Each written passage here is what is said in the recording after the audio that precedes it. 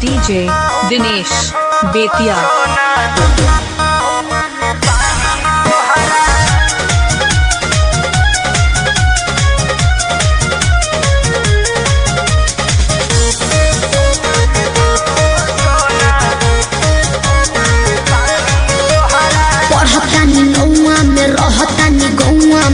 DJ Dinesh Bettiah. हाँ हो पढ़तानी नौआ में रहतानी गौआ में टेंशन भइल रहता। जानी ट्यूशन में बन के पोजीशन में फेरा में सब रहता। बनी काचे अभी हम न जानो देख डरे लगी हो कि ढोढ़ी में पानी तोहरा लागी हो जानू बुझी हो जवान। डीजे दिनेश बेतिया हो सोना कि ढोढ़ी में पानी तोहरा और लागी हो जानू बुझी हो जवानी तोहर चढ़े लागी हो। चुप रहा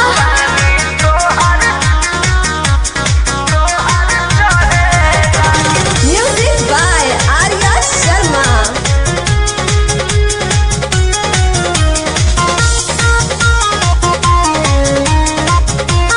डीजे दिनेश बेतिया। के नहीं जाना करे बहो लाइन मारे वाला काम जारे बहो की का करता हो।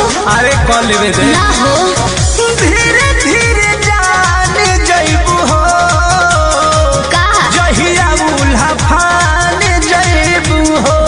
कुछ के नहीं जाना करे बहो लाइन मारे वाला काम जारे बहो देखो साथ धइला हाथ सब सवारे लगे हो।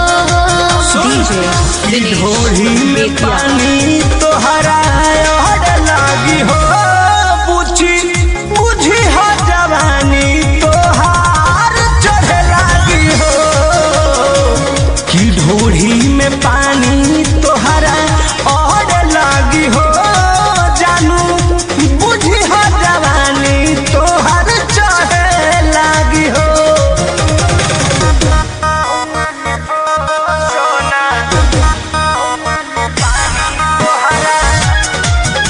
डीजे दिनेश बेतिया।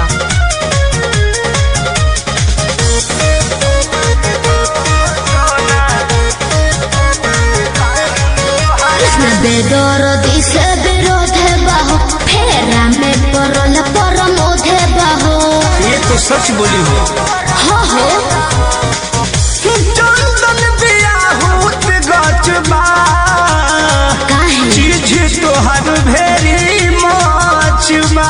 कृष्ण बेदर्दी से विरोध बाहो फेरा में डीजे परल दिनेश परमोध बेतिया। बाहो। कहे शिल्पी राज सब काज मोर भी कहने लगी हो।